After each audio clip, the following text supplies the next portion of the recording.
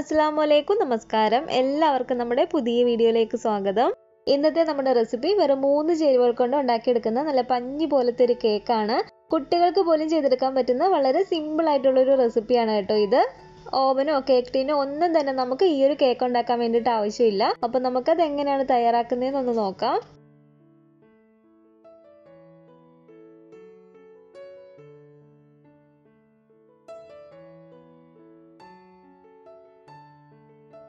ഈ ഒരു കേക്ക് ഉണ്ടാക്കുന്നത് നമ്മൾ ബോർബൺ ബിസ്ക്കറ്റ് വെച്ചിട്ടാണ്. ഞാനിപ്പോൾ ഇവിടെ 100 ഗ്രാമിന്റെ 2 ബോർബൺ ബിസ്ക്കറ്റ് എടുത്തിട്ടുണ്ട്. ടോട്ടൽ നമുക്ക് 100 ഗ്രാമിന്റെ 3 പാക്കറ്റ് ബിസ്ക്കറ്റ് ആവശ്യമുണ്ട്. അപ്പോൾ ഈ ഒരു ബിസ്ക്കറ്റ് പൊട്ടിച്ച് ഞാൻ ഈ ഒരു പാത്രത്തിലേക്ക് ഇട്ട് കൊടുക്കുകയാണ്. ആ 2 പാക്കറ്റ് പൊട്ടിച്ചതൊരു 16 ബിസ്ക്കറ്റ് ഉണ്ട്. മൂന്നാമത്തെ നമ്മുടെ പാക്കറ്റിൽ നിന്ന് ഒരു 2 ബിസ്ക്കറ്റും കൂടെ ഞാൻ ഇതിലേക്ക് ഇട്ട് കൊടുക്കുകയാണ്. 6 എണ്ണം ലാസ്റ്റ് നമുക്ക് ചെറിയതായിട്ടൊന്ന് ഡെക്കറേറ്റ് ചെയ്യാൻ വേണ്ടിയിട്ട് എടുക്കാം.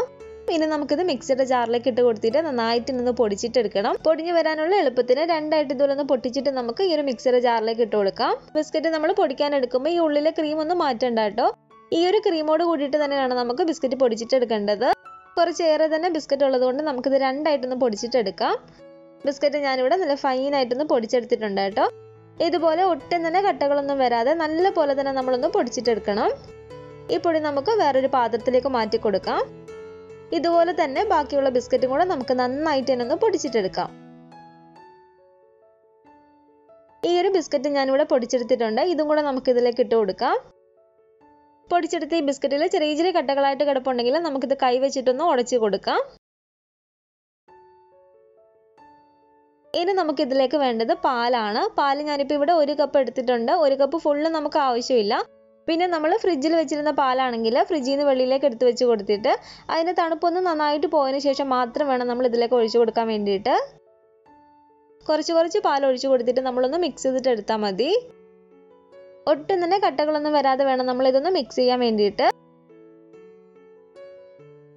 ചെറിയ കട്ടകൾ വരുന്നുണ്ടെങ്കിൽ ഇതുപോലെ ഒന്ന് ഉടച്ചു കൊടുത്തിട്ടൊന്ന് മിക്സ് ചെയ്യുക.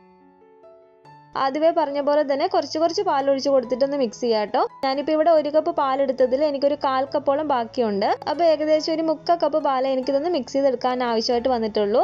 നമ്മുടെ കേക്കിന്റെ ബാറ്ററിന് ഈ ഒരു കട്ടി ഉണ്ടായിരിക്കണം കേട്ടോ. ഇതിൽ ലൂസായി പോവാതിരിക്കാൻ പ്രത്യേകം ശ്രദ്ധിക്കണം. അഥവാ നിങ്ങളിത് മിക്സ് ചെയ്യുന്ന സമയത്ത് മാവ് ലൂസായി പോയി എന്ന് തോന്നുന്നുണ്ടെങ്കിൽ കുറച്ച് ബിസ്ക്കറ്റ് പൊടിയും കൂടെ ചേർത്ത് കൊടുത്തിട്ട് ഈ ഒരു പരുവത്തിന് നമ്മൾ ആക്കിയിട്ട് എടുത്താൽ മതി. അതുപോലെ ഇതിലേക്ക് പഞ്ചസാര നമ്മൾ ചേർത്ത് കൊടുക്കേണ്ട ആവശ്യമില്ല കേട്ടോ. വേണമെങ്കിൽ മാത്രം 1-2 ടീസ്പൂൺ പഞ്ചസാര പൊടിയായിട്ട് ചേർത്ത് കൊടുത്താൽ മതി. പഞ്ചസാര നമ്മൾ ചേർത്ത് കൊടുത്തില്ലെങ്കിലും ഓവർ മധുരം ഇല്ലാതെ കറക്റ്റ് ആ ഒരു മധുരത്തിൽ വരുന്നൊരു കേക്കാണ്. മൂന്നാമത്തെ ചേരുവ നമുക്ക് ഇതിലേക്ക് വേണ്ടത് ഇതുപോലത്തെ ചെറിയൊരു പാക്കറ്റ് ഈനോയാണ്. ചെറിയൊരു പാക്കറ്റ് ഈനോ ഫുള്ള് നമുക്ക് ഇതിലേക്ക് പൊട്ടിച്ചിട്ട് കൊടുക്കാം. ഈനോ ഇല്ലെങ്കിൽ അതിന് പകരം നമുക്ക് ബേക്കിംഗ് പൗഡർ വേണമെങ്കിലും ചേർത്ത് കൊടുക്കാവുന്നതാണ്. ഇതിലേക്ക് 1 ടീസ്പൂൺ പാലും കൂടെ ചേർത്ത് കൊടുക്കുകയാണ്.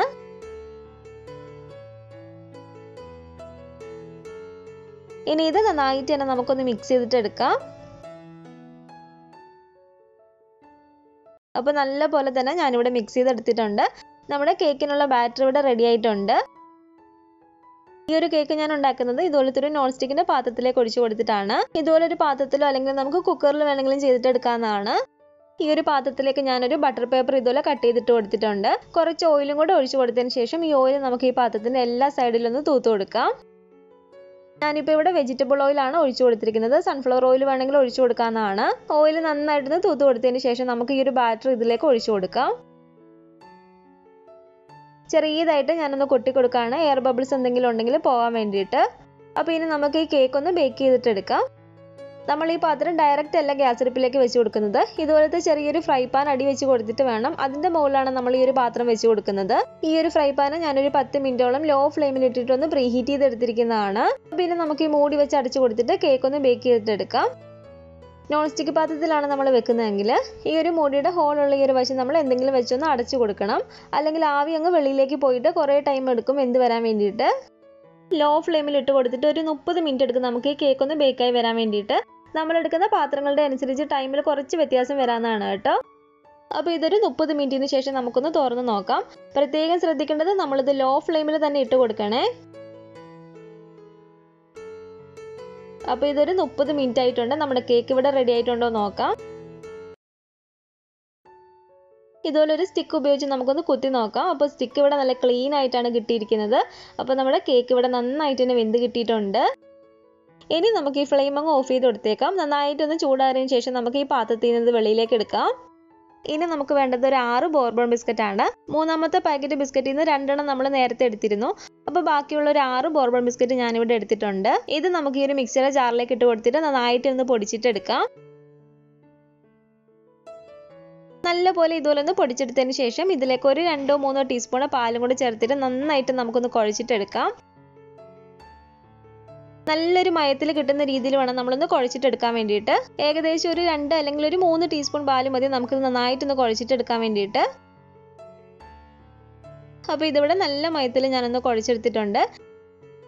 കയ്യിൽ കുറച്ച് ഓയിൽ ആക്കിയതിന് ശേഷം ഇതിൽ നിന്ന് ചെറിയൊരു ഉരുള എടുത്തിട്ട് കൈ കൊണ്ട് ഇതിലൊന്ന് ഉരുട്ടി കൊടുക്കുക.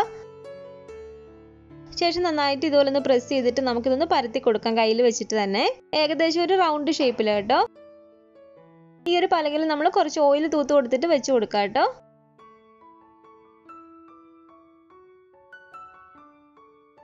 പിന്നെ നമ്മൾ ശ്രദ്ധിക്കേണ്ടത് നമ്മൾ ഈ പരത്തി എടുത്തിരിക്കുന്ന മാവിന് ഒരുപാട് കട്ടി ഉണ്ടാകാൻ പാടില്ല. കട്ടി ഉണ്ടായാൽ അതങ്ങ് പൊട്ടി പോകുന്നതാണ് നമ്മൾ ഈ മടക്കുന്ന സമയത്ത്. ഇതുപോലെ വെച്ച് കൊടുത്തതിന് ശേഷം ഈ ഒരു സൈഡിൽ നിന്ന് പതിയെ ഇതുപോലെ ഒന്ന് മടക്കി കൊണ്ടുവരിക.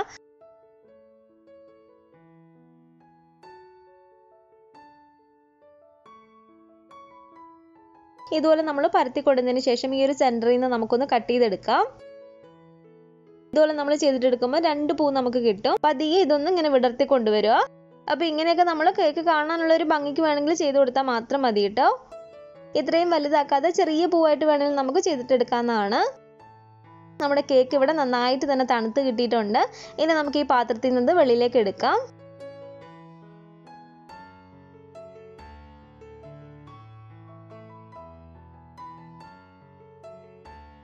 ഈ മുകളിലെ ഈ ഒരു ബട്ടർ പേപ്പറും കൂടെ നമുക്ക് അങ്ങ് എടുത്ത് മാറ്റിയേക്കാം.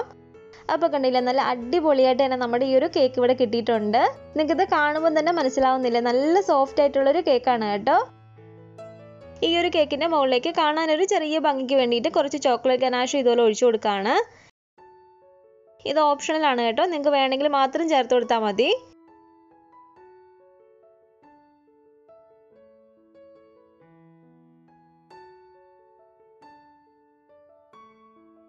അതുപോലെ നമ്മൾ ചെയ്തിരിക്കുന്ന ഈ ഒരു പൂവും കൂടെ ഞാൻ ഇതിലേക്ക് വെച്ച് കൊടുക്കുകയാണ്.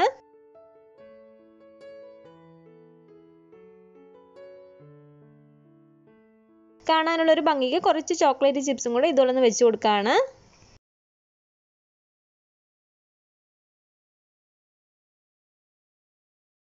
അപ്പോൾ ബോർബൺ ബിസ്ക്കറ്റ് വെച്ചിട്ടുള്ള നമ്മുടെ ഈ ഒരു കേക്ക് ഇവിടെ റെഡി ആയിട്ടുണ്ട്. ഞാനിത് നിങ്ങളൊന്ന് കട്ട് ചെയ്ത് കാണിച്ചു തരാം കേട്ടോ. നല്ല സോഫ്റ്റ് ആയിട്ടുള്ളൊരു കേക്കാണ് കേട്ടോ. നിങ്ങൾ തീർച്ചയായിട്ടും ട്രൈ ചെയ്ത് നോക്കുക. കുട്ടികൾക്ക് പോലും വളരെ ഈസി ആയിട്ട് ഉണ്ടാക്കിയെടുക്കാൻ പറ്റുന്ന ഒരു രീതിയാണ്. അതുപോലെ ഓവൻ്റെയോ ബേക്കിംഗ് ടൂൾസിൻ്റെ ഒന്നും തന്നെ ആവശ്യമില്ല. വളരെ ഈസി ആയിട്ട് നമുക്ക് ചെയ്തെടുക്കാൻ പറ്റും. അപ്പോൾ ഉണ്ടാക്കി നോക്കിയിട്ട് നിങ്ങളുടെ അഭിപ്രായങ്ങളൊക്കെ തന്നെ അറിയിക്കുക. പിന്നെ നമ്മുടെ ഈ ഒരു വീഡിയോ നിങ്ങൾക്ക് ഇഷ്ടപ്പെട്ടെങ്കിൽ ലൈക്ക് ചെയ്യുക, കമൻറ്റ് ചെയ്യുക. നിങ്ങളുടെ ഫാമിലിയും ഫ്രണ്ട്സും ഒക്കെ ആയിട്ട് വീഡിയോ ഒന്ന് ഷെയർ ചെയ്ത് കൊടുക്കുക. പുതിയതായിട്ട് നമ്മുടെ ചാനൽ ആരെങ്കിലും കാണുന്നുണ്ടെങ്കിൽ താഴെ കാണുന്ന റെഡ് സബ്സ്ക്രൈബ് ബട്ടണും കൂടെ ഒന്ന് പ്രസ് ചെയ്ത് സപ്പോർട്ട് ചെയ്യണേ. കൂടെ തന്നെയുള്ള ഒരു ബെൽ ഐക്കണും കൂടെ ക്ലിക്ക് ചെയ്ത് ഓൾ എന്ന ഓപ്ഷൻ തന്നെ കൊടുക്കുകയാണെങ്കിൽ ഞാനിടുന്ന എല്ലാ റെസിപ്പികളും നിങ്ങൾക്ക് നോട്ടിഫിക്കേഷൻ ആയിട്ട് കിട്ടുന്നതായിരിക്കും. ഇൻഷാ അല്ലാഹ് വീണ്ടും നമുക്ക് നല്ലൊരു റെസിപ്പി ആയിട്ട് കാണാം.